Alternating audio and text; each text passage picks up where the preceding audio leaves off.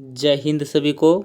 तो चलिए हम आज स्टार्ट करते हैं क्षेत्रमिति मेंसुरेशन का सूत्र, और हम अच्छे तरीके से जानेंगे ये सूत्र, और इसमें एक ही वीडियो में सारा हम सूत्र जान जाएंगे और सूत्र याद करने का ट्रिक क्या है, उसका लॉजिक क्या है, बिना रटे हुए चलिए हम याद करते हैं। तो चलिए अब हम शुरू करते हैं। इसका टॉपिक क्या है, इसका सूत्र क्या है, तो ध्यान से देखिएगा क्षेत्रमिति के सूत्र। तो सबसे पहले हम लोग चलते हैं आगे, ध्यान से देखिएगा, वीडियो को अंत तक देखिए ताकि आप लोग को अच्छे से समझ में आ जाएगा कि इसमें सबसे पहले हम शुरू करते हैं वेलन। वेलन यानी देखिए किसी भी वृत्त की परिधि पर लंब रूप में हमेशा अपने ही समांतर किसी सरल रेखा के घूमने से जिस पिंड का निर्माण होता है उसे हम बेलन कहते हैं। जैसे आप जैसे कि रोटी बना रहे हैं तो वो बेलना है, तो वो भी बेलन है। तो बेलन का देखिए यहाँ से यहाँ जो त्रिज्या होता है, ध्यान से देखिएगा, इसमें ये वाला यहाँ से यहाँ त्रिज्या आर होता है, नीचे उसी प्रकार यहाँ से यहाँ त्रिज्या आर होता है। इधर मुड़ जाएगा तो भी ये आर हो जाएगा, ये उधर मुड़ जाएगा ये भी आर हो जाएगा। तो ये तो त्रिज्या हो गया, और उसके बाद ये आप देख रहे हैं ये ऊंचाई हो गया, इसका एच से डिनोट करते हैं। तो आप देख लीजिए बेलन का आयतन, तो बेलन के आयतन का बात करें तो ये होता है पाई आर स्क्वायर एच, यानी बेलन का आयतन क्या होता है पाई आर स्क्वायर एच। और उसके बाद बेलन का वक्र पृष्ठ क्या होता है 2 पाई आर एच। जैसे वक्र पृष्ठ यानी वक्र पृष्ठ में आ जाता है नीचे वाला जो आप देख रहे हैं ये वाला हिस्सा, और ऊपर वाला ये वाला हिस्सा, दोनों हिस्सा वक्र पृष्ठ में ऊपर वाला हिस्सा नहीं, सिर्फ नीचे वाला हिस्सा आता है तो वक्र पृष्ठ कहलाता है। जैसे वक्र पृष्ठ और उसके बाद संपूर्ण पृष्ठ में ये और ये दोनों आ जाता है, दोनों संपूर्ण पृष्ठ में आ जाता है। तो बेलन का वक्र पृष्ठ बोलेंगे तो 2 पाई आर एच, और बेलन का संपूर्ण पृष्ठ बोलेगा तो 2 pi are into r plus h. जैसे इसमें होता है कि पाई आर स्क्वायर एच है और एक ऊपर वाला भी जुट जाता है, तो जुट जाता है इसलिए बन जाता है 2 pi are into r plus H.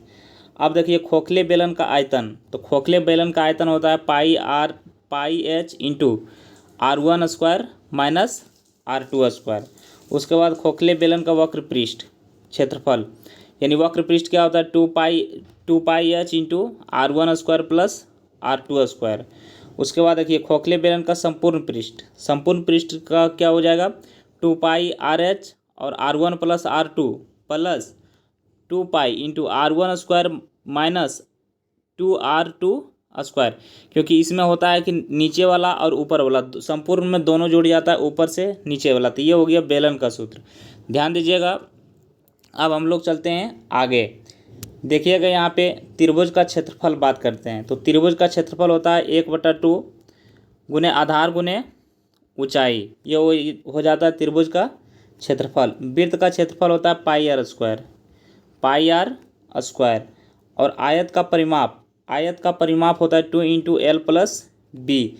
वर्ग का परिमाप होता है 4a, वर्ग का परिमाप बराबर 4a। और घन का आयतन होता है भुजा जिसको हम 8 से डिनोट करते हैं, तो a क्यू हो जाएगा इसका। घनाभ का आयतन होता है एल बी एच, यानी लंबाई चौड़ाई और ऊंचाई तीनों गुना में रहता है। घनाभ का आयतन होता है एल गुने बी गुने एच। बेलन का आयतन होता है पाई आर स्क्वायर एच, जो हम बता चुके हैं।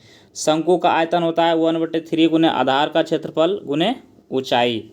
अब गोला का आयतन होता है 4/3 pi R cube, 4/3 pi R cube होता है ये गोला का आयतन। अब आगे चलते हैं नेक्स्ट में, तो नेक्स्ट में हम लोग देखते हैं शंकु की अगर बात कर रहे हैं तो कोई समकोण त्रिभुज अपने स्थित लंब के चारों ओर घूमकर जिस पिंड का निर्माण करता है उसे लंबवृत्तीय शंकु कहते हैं। ठीक है, शंकु का सूत्र देख लीजिए। शंकु आप देखे होंगे एक टोपी टाइप का होता है, ये इसका वृत्त हो गया और यहाँ से इसका त्रिज्या हो गया जिसको आर से डिनोट करते हैं। ठीक है, तो शंकु का आयतन हो जाएगा 1/3 पाई स्क्वायर एच। तो शंकु का आयतन क्या हो जाएगा 1/3 पाई स्क्वायर एच। और उसके बाद शंकु का वक्रतल यानी नीचे वाला हो जाएगा 1/2 आधार की परिधि गुने तिर्यक ऊंचाई। उसके बाद शंकु का संपूर्ण सतह बराबर क्या होता है, तो वक्र पृष्ठ का क्षेत्रफल आधार का क्षेत्रफल। ठीक है, इसका होता है pi are into L plus R. ठीक है, उसके बाद शंकु का तिर्यक ऊंचाई, तो तिर्यक ऊंचाई की बात करें तो एल बराबर हो जाएगा रूट अंडर आर स्क्वायर, हो जाएगा root under R square plus H square, R square plus H square. तो यहाँ समझ गए ये हो गया शंकु का। उसके बाद हम लोग आगे चलते हैं गोला का। तो गोला का पहले परिभाषा देख लीजिए। गोला एक त्रिविमीय ठोस आकृति आकाश में स्थिर उन सभी बिंदुओं से मिलकर बना है जो एक निश्चित बिंदु में एक अचर या निश्चित दूरी पर होते हैं, वह गोला कहलाता है। जैसे गोला का सूत्र आप देखिए, गोला का वक्र पृष्ठ का क्षेत्रफल होता है 4 पाई आर स्क्वायर, ठीक है। गोला का आयतन होता है 4/3 pi R cube, 4/3 pi R cube. जैसे ये हो गया गोला, ठीक है। यहाँ से यहाँ इसका ये हो गया त्रिज्या, जिसको 8 से डिनोट करते हैं, और पूरे ले लीजिएगा तो ये व्यास हो जाएगा। और एक वृत्त होता है, तो ये वृत्त जो है ये इसी को हम लोग कहते हैं परिधि, तो ये भी ध्यान रखिएगा। अब घन के सबसे बड़े गोले का आयतन होता है 1/6 ए क्यू, यानी भुजा क्यू। और प्रत्येक घन में सबसे बड़े गोले की त्रिज्या होता है a/2, यानी भुजा बाय 2। अब घन का सबसे बड़े गोला का पृष्ठ क्षेत्रफल होता है पाई ए स्क्वायर, यानी पाई भुजा का स्क्वायर। गोला का सबसे बड़े घन का एक भुजा होता है 2 बड़ी r/√3। और गोला का सबसे बड़े घन का आयतन होता है 8/3, 8 यानी 8√3 बाय ए गुना आर क्यूब। उसके बाद गोला में सबसे बड़े घन का पृष्ठ क्षेत्रफल होता है आर स्क्वायर, यानी 8r स्क्वायर। तो ये हो गया गोला। अब समझते हैं आगे, ध्यान दीजिएगा। क्षेत्रमिति ये वाला है क्यूब, यानी आयतन। तो आयतन की बात करें तो आधार का क्षेत्रफल गुने ऊंचाई, आयतन हो गया लंबाई गुने चौड़ाई गुने ऊंचाई। उसके बाद देखिए विकर्ण बात करते हैं, तो विकर्ण बात करते हैं घनाभ का, तो हो जाएगा लंब स्क्वायर लंबाई का स्क्वायर प्लस चौड़ाई का स्क्वायर प्लस ऊंचाई का स्क्वायर, ये रूट अंडर में होता है। अब समझते हैं वृत्त।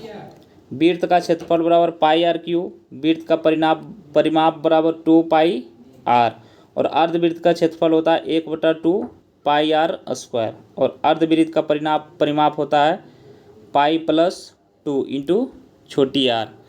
तो यहाँ तक आप लोग समझ गए हैं। उसके बाद अब समझते हैं क्यूब। क्यूब में देखते हैं घन का संपूर्ण पृष्ठ का क्षेत्रफल बराबर होता है 6a स्क्वायर, घन के पार्श्व पृष्ठ क्षेत्रफल होता है 4a स्क्वायर, घन का विकर्ण होता है रूट अंडर ए स्क्वायर प्लस ए स्क्वायर प्लस ए स्क्वायर, यानी भुजा का स्क्वायर प्लस भुजा स्क्वायर प्लस भुजा स्क्वायर, यानी √3a। घन का आयतन होता है भुजा क्यू, यानी ए क्यू। तो यहाँ तक आप लोग समझ गए। फिर आप लोग के साथ मिलते हैं नेक्स्ट वीडियो में, तब तक के लिए सभी को जय हिंद।